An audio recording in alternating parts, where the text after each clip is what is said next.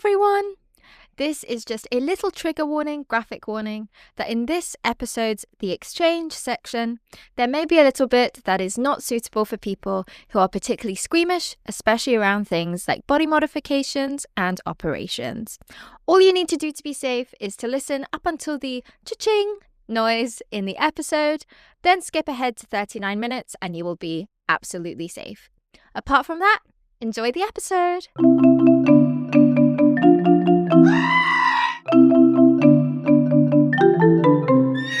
Hello everyone, happy 2025 and welcome to season 2 of Falling Upwards. We're hoping if you're listening to this you have enjoyed the previous episodes that have kicked off season 2, but this is a special episode with just the two of us, because I have been made aware that people also like it when we don't have guests on, which has been a lovely thing to learn. So before I ramble on any further, let me introduce again this 2025. For context, this is the first episode we are actually recording in 2025, which is why I'm very excited. It's Maddie Armstrong. Hello. That was the longest intro ever. I thought I'd never be able to come in. I thought this was just going to be the Aimée show, and it's just one long intro. Yeah, for people who are listening to this, you'll probably be hearing this as episode 3 of season 2. We're actually recording this as episode 2 of season 2 because we wanted to have a bit of fun for our first proper recording of the year. And you know, sometimes you must craft the vibes that way. That's true. That's true. Because it is a new year, we're going to have a lovely New Year's Falling Upwards not failure. Oh my God, New Year's episode. But I just thought we'd kick off Mad News with actually the fact that Maddie does have some wonderful news. Something wonderful appeared on her doorstep today. I got a new camera and I'm so happy about it. It's my new child. Yay! It's joined the family. It's so beautiful. She's so beautiful. For people who might not be into photography or big photography nerds, why is this new camera important? Because you do have other cameras, of course. For write speeds. This camera, I didn't even know of the capabilities of write speeds until I came across this camera. And one of the biggest things when I shoot concerts, right, is fast movements of people in the midst of choreography. Now, I already have like the fastest possible SD card I could have for my current camera, but even then, when I'm holding down the shutter button and it's going every few seconds, my camera needs to stop to breathe. It's like, hold on, please. And I just decided I need a camera that's going to sustain constant torture. It's not going to have any breathers. So that's why I got this beautiful new thing. Woo! That was an outstanding personification of an exhausted camera. It honestly, that was amazing. Genuinely, when you spend that long with a camera, it becomes a person. And like under your fingers, you can just sense the communication it's giving you. So that wasn't just a joke. That was exactly the words that I feel coming from my other camera at these concerts. Now, I'm still going to use that lovely thing. But I just decided to up my game. I should have a second beautiful camera, and this one just has a bit better capabilities, so I'm very excited about it. Thank you. Do your cameras have names? I'm actually really curious now. I'm sorry. They don't. No? No. They just, you like, it's like they have their personalities, but no names.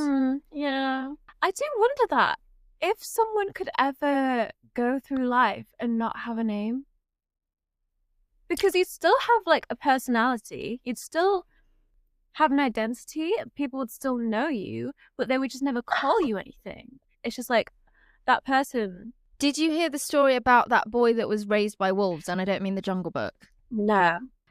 There was like a boy that I don't know whether it was the Jungle Book was inspired by him, or I'm not completely sure of the connection, but there have been examples of like children that have been raised by animals, and maybe that's the closest answer you'll get because they wouldn't have had a name. because they would have only, or maybe, or I don't know. Do you know what I mean? I wouldn't, like, if you were raised by, this is so hypothetical, if you were raised by wolves, how would they address you? How would you, do you know what I mean? They would communicate in a different way, you know? But it wouldn't be like a name, unless it would be, but we just don't know what. It's not quite the same thing, though, because animals don't communicate in the same way humans do. No. So they don't need names, do they? No. I'm talking about someone that's, like, talks to and, like, raised fully normally, you know, no problems with communication.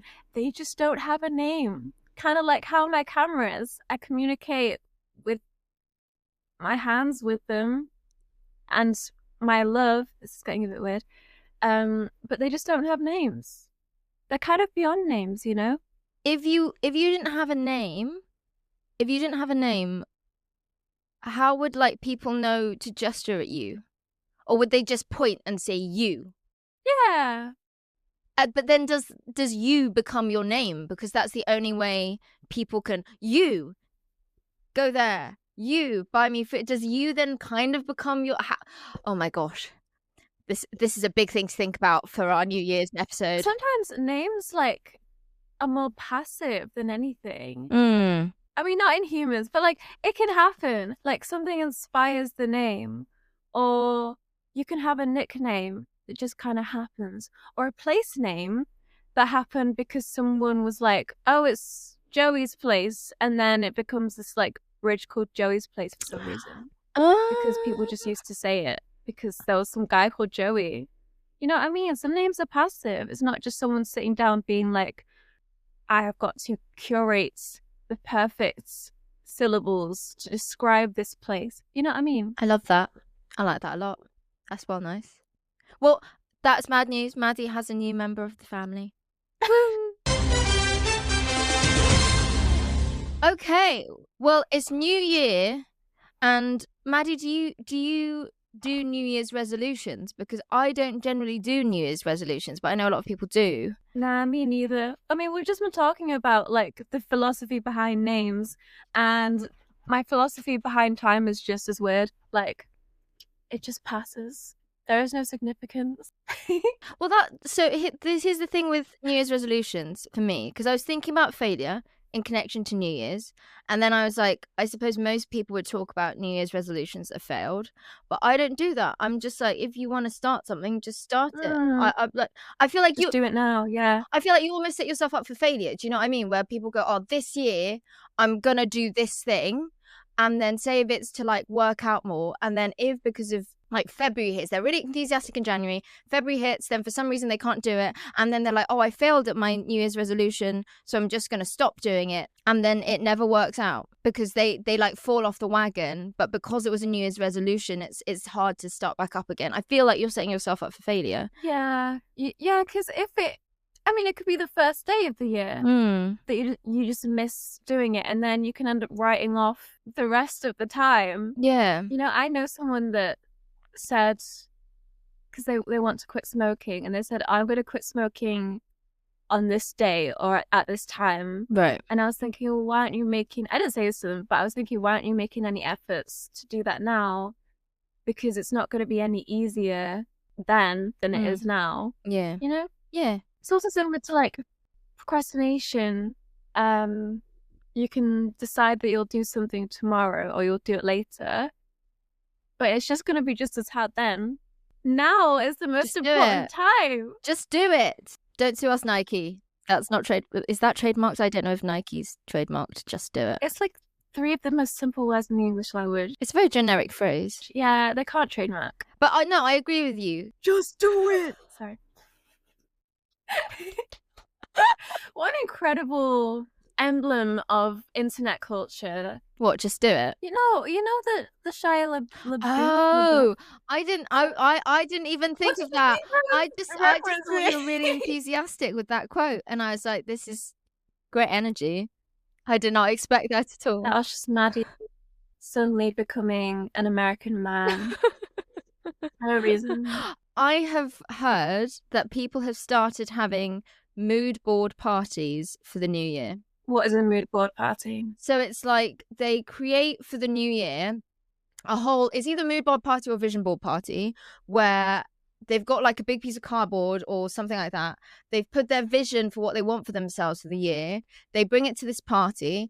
Everyone shares their mood boards and vision boards, and that's their thing. And I understand why that happens, but also to me that sounds horrific. That's kind of adorable. You think it's cute? And the whole idea is like, oh, you present people your vision boards, and then all the people in the party can hold you accountable to that board for the rest of the year. No, I love that. But then I'm also like, but you change. What if you put on your vision board, I'm going to, I don't know, get a cat, and then in March you find out you're allergic, you can't get a cat, and people are like, oh, well, but on your vision board you said you'd get a cat. You're deviating from your vision board. I don't think people change that quickly, you know. Do you not? I think people are like, you can change whenever you want to. But yeah. But I feel like drastic changes that happens like maybe more over 5 years or something. But in a year, you're pretty much going to be the same person throughout the whole year. I feel like I change a lot in the year, you know. Maybe that depends on you as a person as well. Because some people just... Maybe there's a reason why Maddie still exudes a 5-year-old's personality. Because she just hasn't changed. Would you ever see yourself holding a vision board party? I mean, is that a Maddie thing that you could see happening? With cocktails, I think it could be hilarious. Okay. Yeah, because it's really cute because it gives people an opportunity to actually sit down and, you know, they're not setting a specific dates for when they're doing something, but they're saying, these are my goals for this year. This is how I want to improve myself. Like, I've got my own personal goals. I think it'd be really cute to like, for my friends to sort of learn that and like push me to actually try and not just give up on myself. And then vice versa, like the same thing with them. It would be really, because, you know, I have some friends that they don't really have a lot of vision or goals or anything. They just sort of move along. But I think it would be really nice if they actually had the opportunity to think about what they want to do, what they want to be. And I would really bully them into making sure they get to where they want to be. You show up in like April being like, but in our vision board party. Section 3 in the top right corner. You said you'd learn to skateboard. It's now July. Where's the skateboard? Yeah. What would be on your vision board? Can you see yourself vision board? I can't see myself vision boarding. That's just not a me thing. Okay, we'll make one for you. Mine would definitely be photography goals and like just and soppy comment upcoming. Oh yeah. It would be also falling upwards goals. Applause, please. Everyone, go and follow Maddie on Instagram. She loves you. See how excited she is. Mandatory R's from Aimée. Yeah, I just, you know, this is like a precious thing to me because it's something that you and I have made. It's like our child. Yeah. And it's the same with Foundation. It's something like I'm, you know, so happy to be a part of, and it's so precious to me. So my vision board would be about nurturing those things and like nurturing my photography career. And this is really Sophie. I'm so sorry. I didn't mean to get this sentimental. This is lovely. This is so heartwarming. This is so nice. And also maybe get a bit healthier because I've been sick like 7 times in the past year. Okay, what is our vision board for Aimée? I don't do that. Yeah, but we're gonna make you one. No. Okay, this is how I tackle like moving forward, like at any point in time, whether it's the beginning of the month or the year, whatever, or the week. I roughly know where I want to go. I accept that there are things that are gonna like move and fluctuate, so I don't try to plan too much, and I just see where it takes me. Because I find sometimes if I'm too much like I want these things to happen or I really want to see these things happen, sometimes like I think with my personality I put pressure on myself to be like I really need it to be that thing. But sometimes things in life like pop up and it changes that direction. So even now it's like I don't try to think too much beyond Q1 because other stuff might be like ping and I'll be like, oh, it's gonna move this thing. So it's like rough things I would like, but there's leeway for as soon as I glued it and stuck it on a board, I'd be like, oh god, that feels terribly final. But then like general things like, oh, I'd like to be healthier. Like you, I got sick quite a lot last year. We were in the same boat. So I'd like to be healthier. I'd want to keep my family healthy to try and continue with healthy habits. But like with goals, it's like they're nebulous. They're like nebulous enough for me to like be able to accept change along that pathway, but they're fixed enough for me to be able to go, well, I'm still working forwards towards it. I don't want to be like, oh, this year I'm gonna make 200k. What if I only hit 180? Or what if something goes Oh, you know, big off piece where it's deal. like, Oh no. Oh, do you know what I mean? No. I'm saying, you know, hypothetically, where it's like, if I put that there, then I'd be like, oh, well, I failed because I didn't meet that goal. Do you know what I mean? I don't. For anyone listening, I do not make close to that amount. That was just the number that I threw out of. I know that my whole display there was sarcasm. I guess everyone could see that. I think the answer was a little bit disappointing. I can't lie. Apart from the health thing, that's nice. I'm sorry. That is nice. I feel like personal goals, like self-care goals, are nice to set. But like I want to like spend less time on my phone. That's an actual goal that I want. But Aimée, the beauty of a vision board is it's not like soul binding. You know, you're not going to be struck down if you like somehow earn 20 less K than your insanely ambitious vision board wrote. But you know, it's not gonna happen. It's just a goal, and you don't have to be so down. Well, I really should listen to my own advice. You don't have to be so down if it doesn't work out. I'm just reflecting back on like the past few months, and Maddie did not listen to that at all. Okay. I think it's something that changes as you like get older, because when I talk to like older friends, especially ones that are like 2 or 3 generations older, they're all like, you know roughly where you want to go, keep, you know, have that determination, keep moving forward. But like sometimes when you set things too much, that can actually cause you problems. Like I have one friend that says if you plan too much, God laughs at those plans. Interesting. Versus like you have goals, but also allow yourself to like surrender to, I mean, this friend in particular is Christian, so, you know, surrender to also his will and him. Please apply that to whatever religion or philosophy that you adhere to. But I thought I appreciated that thought in the sense that like if you plan too much, you're almost not opening yourself up to all the other things that the universe might send you. You might turn down something amazing because you think this doesn't fit in with my path towards that thing. I know you said it, I'm not going to be struck down or whatever, but I think sometimes if you're quite driven, you can be really fixed, you know? For someone that doesn't want to think about the future too much beyond Q1, that's very elaborate. That is a lot of hypothesizing. No, it's true, because you know I am a big planner, but I think more and more I try to let go of certain things. Like I put nebulous things, and I try not to be like, in March, it has to be this thing. Because I used to be like that a lot.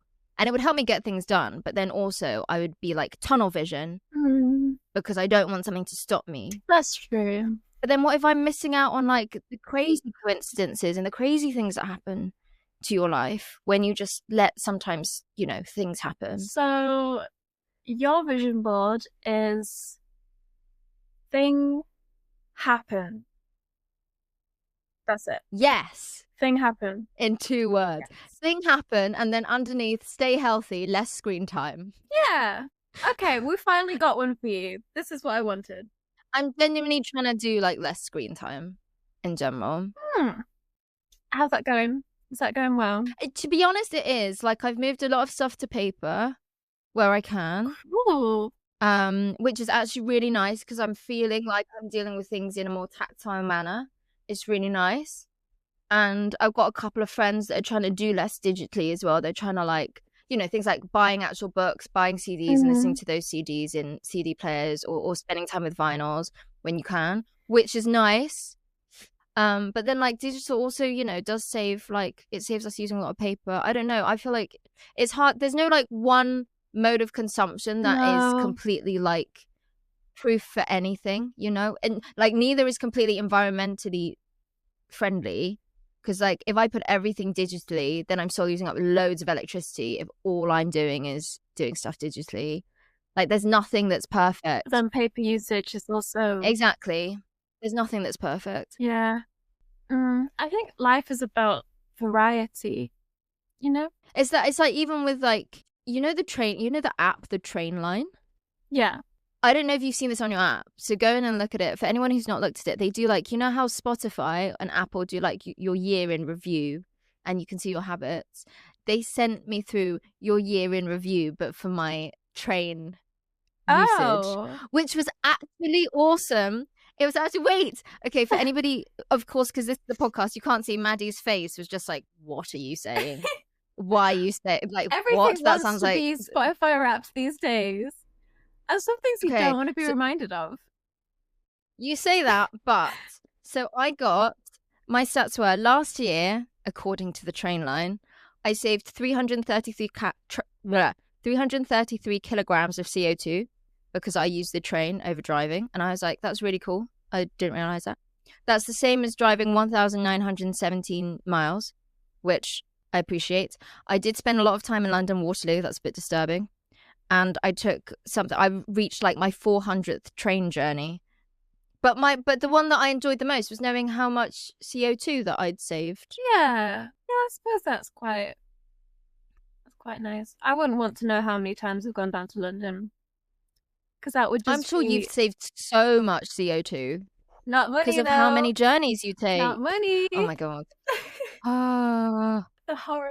Oh my goodness. The amount of time I spent without having a rail card. I cannot. Oh my goodness. How many years did you go without getting a rail card? You could have got your first one at what, 18? Is it 18 or 16? One of the two. 16, and I was 21 when I got it. Oh my goodness. Too many years without a rail card. Sometimes I'd spent like £120 on a return ticket to London. Oh, it's so painful. It's so painful. Oh, my insides died hearing that. Tickets for things are so expensive. If we as consumers, you know what? If like as a just a mass, we could make a New Year's resolution. I know I've been like, don't make New Year's resolutions. It would be, can we please encourage people to not make ticket prices for everything so expensive? For concerts, for trains, for planes, for anything. Less expensive. I don't know how to do that. It's like leaving my class grade, you know? Like something normal that's meant to be for everyone is becoming like a luxury. Like even like we've talked about like concert prices. I was looking up concert prices. Maddie knows this already. And like the nosebleeds, which are already just not great seats, were like 80 quid. I was like, oh my God, I don't know how much it's going to go up to. We were looking at like 240. These aren't even scalped tickets yet. I was just like, this is not. I remember the days when you could get like a ticket to see a famous pop star at the O2 and it was still between like 30 to 60 pounds for a good seat. Where have those days gone? I remember I was in the car and I was with a friend of mine and he was like, I remember maybe it was like Oasis or the Rolling Stones. It was like one of those big legacy bands, like, you know, and he was like, oh yeah, I remember when we went to see them and it was £10. Wow. And I was like, stop. That's like the price of a Freddo these days. You can barely get merch for that, right? I don't think you can get any merch for that. T-shirts are £50. That's wild. Like what would be £10? Maybe like a photo card set you could get for maybe £10. That might be the cheapest merch item. Little bookmark. I was gonna say a keyring, but a keyring would be £20. Nah, yeah, at least 20. It's just normal now. So bad. And I swear the quality's not gone up either. I was on the Build-A-Bear subreddit the other day. Bear with me. Bear with you. Bear with you. Oh! I was on the Build-A-Bear subreddit.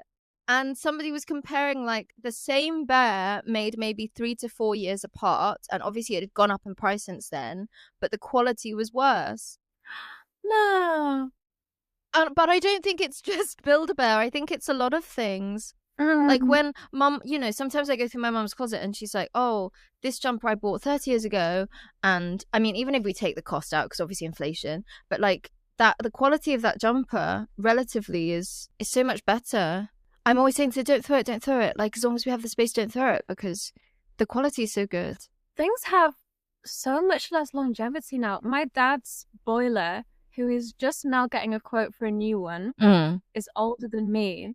That that boiler has been in the house 30 years and it's worked just fine, and he's only just getting a new one. That's amazing. I just know that a new boiler is not going to last that long. No. But we're supposedly more technologically advanced.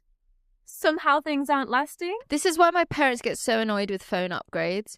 Because they're like, if I'm spending this much money on a phone, you know, back then, they were like 2 or 3 decades ago, if I spent that much money on an item, that item's lasting me at least like 10 to 15 years minimum, you know? Yeah.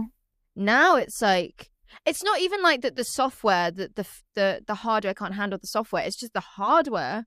Every time my dad's like, but it's only been 3-4 years. Why am I upgrading? I'm like, I'm sorry. That's how things are made these days.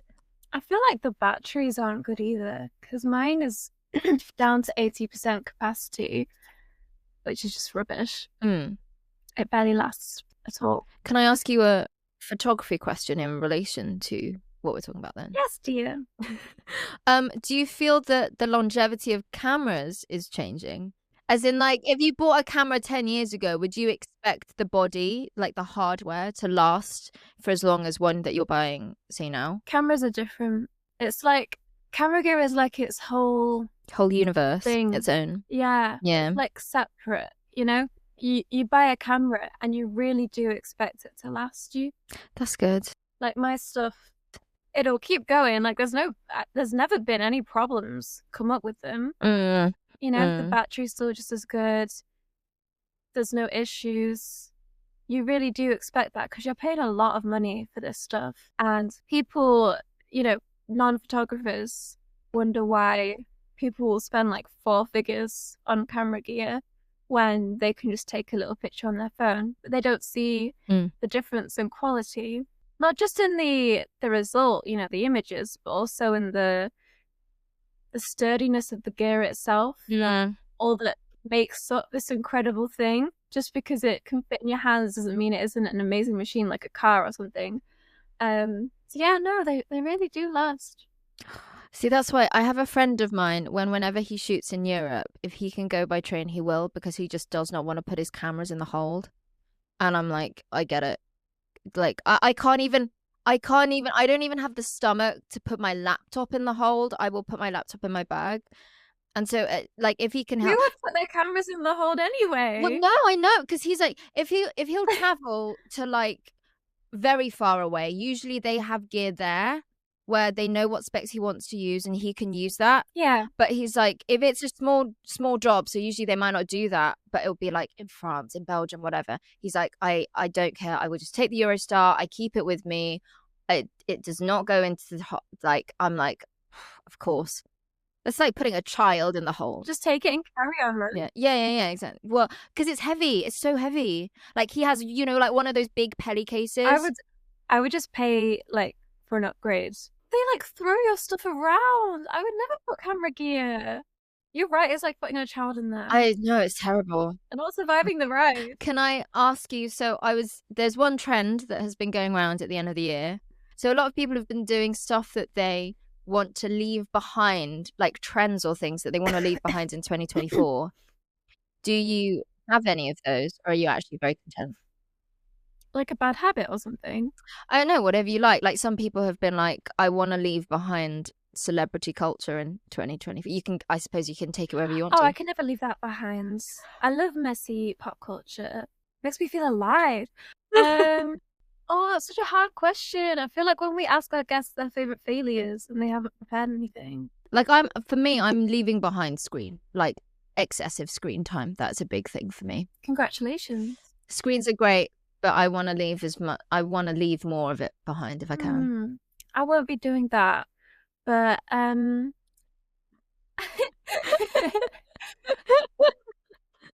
think just like negative thoughts, you know.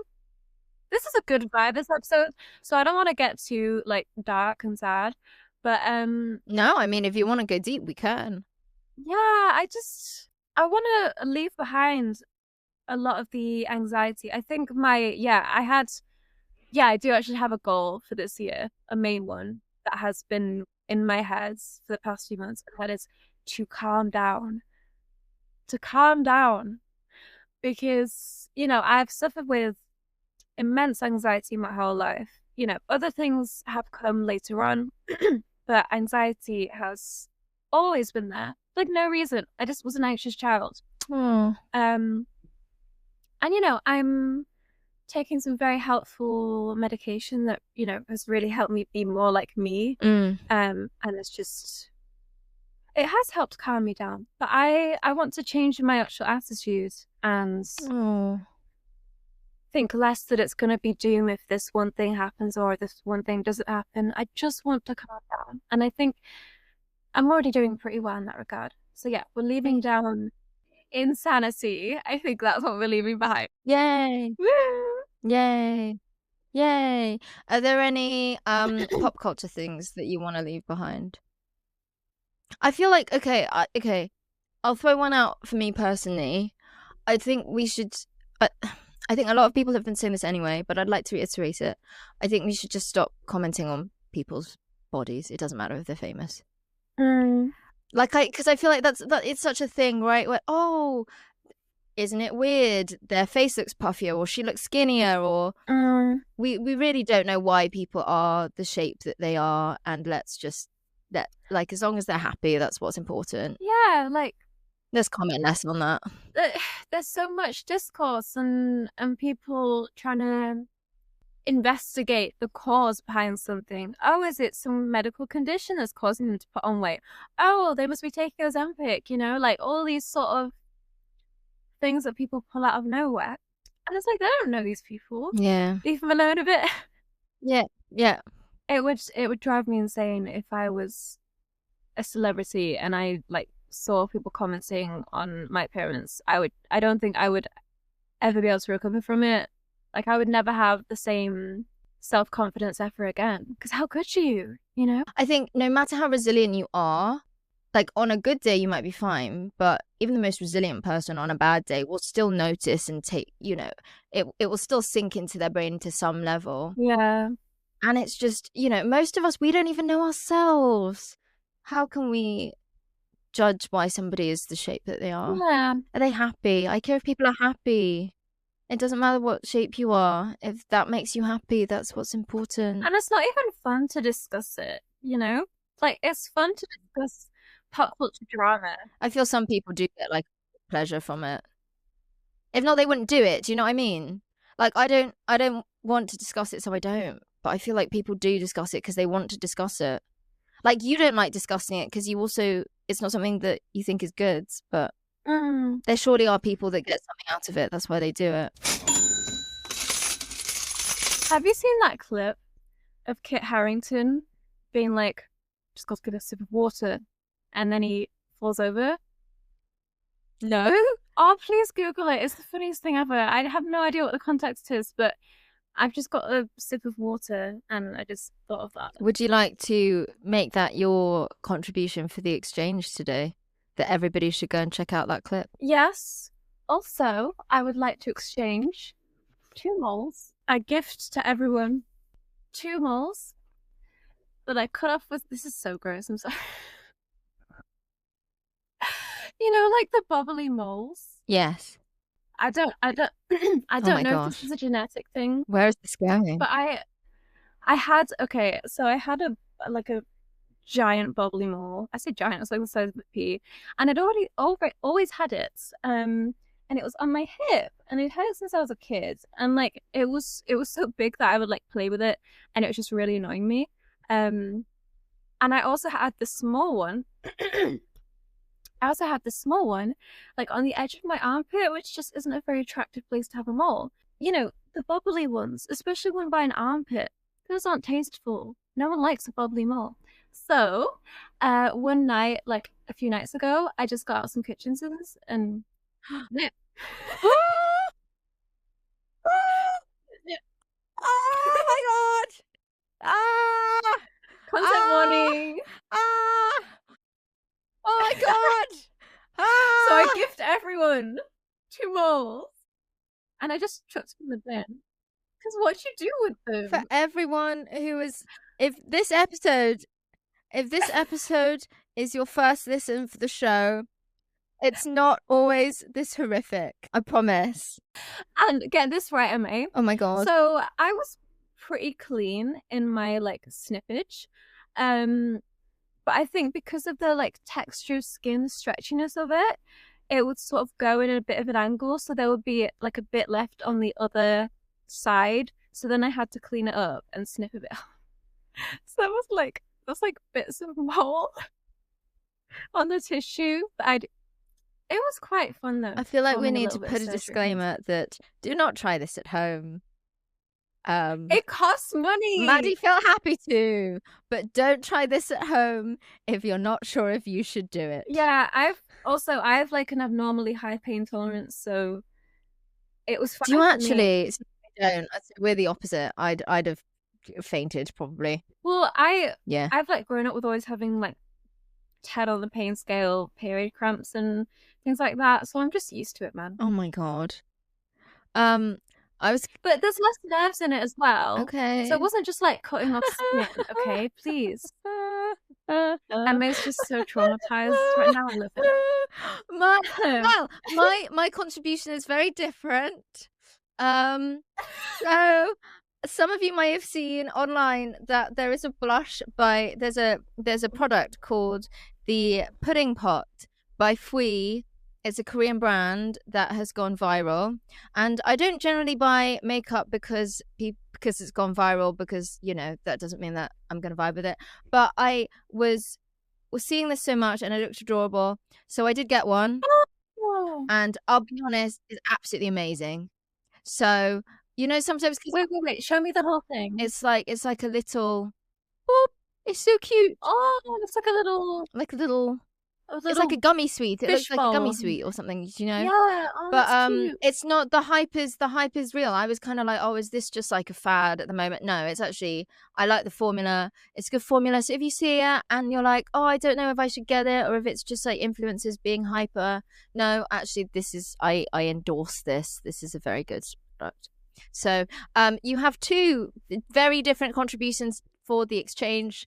Two spectrums, whatever vibe you have, spectrum of healthcare and body and beauty. I think they're both beauty related, aren't they? They are. That is true. Yeah, because I didn't cut off moles because I wanted to keep it as a pet. I'm telling you that. It was a vanity thing, and I'm feeling much more confident now. You know, where once was bobble is now lovely smooth skin. They've healed nicely. No sepsis or anything, so that's good. Oh my gosh. I just get this thrill off of like shocking my friends sometimes, especially Aimée, because her reactions are just so lovely. I'm easily shockable. Just throwing myself all over the place. Yeah, I do. I once, by another actor friend, I was told that my shocked laughter was equivalent to a slightly panicked wail. And the thing is that I do agree. So, you know, I get it, because it's like very high pitch. It's like, ah! Yeah. And it comes naturally. I'm never putting it on. People think because it's so, sometimes I can be quite woo about it. But I'm never putting it on. It is a genuine reaction to things. I do just get terribly excited. Sometimes it's so high pitched that you go a bit silent for a second. But like, you can still tell that she's laughing. There's still a little squeak. What would you like your sign-off message to be, Maddie? Take care of yourself and don't follow in my footsteps. Thank you. I will say, even though when you're listening to this, it's February, I hope you've had a wonderful start to the year. Happy New Year. And do little things in the day that bring you joy. Oh, that's cute. Yeah. I can't believe my like piece. Oh, even saying piece is like what I've left this episode with is the moles. I mean, somebody might find that very valuable to listen to be fair. Because, you know, we do all have moles, or most of us do. This is what I do for our listeners. Well, thank you Enjoy. very much for listening to another episode of Falling Upwards. Farewell. Bye. Thank you. Bye.